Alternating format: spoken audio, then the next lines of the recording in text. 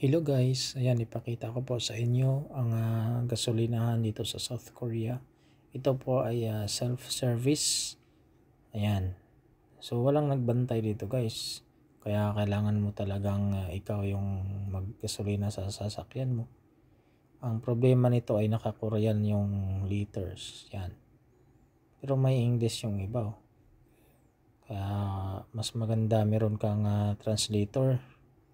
Kasi ang hirap pag ganito palagi. Walang nagbantay kasi. Yung ibang gasolina naman meron namang nagbantay. Pero kadalasan wala talaga. Self-service po dito. Ayan o. May nakalagay din naman na English. Pero yung sa pagbayad na yan. Puro ano yan. Yung sa computer. Puro na Korean.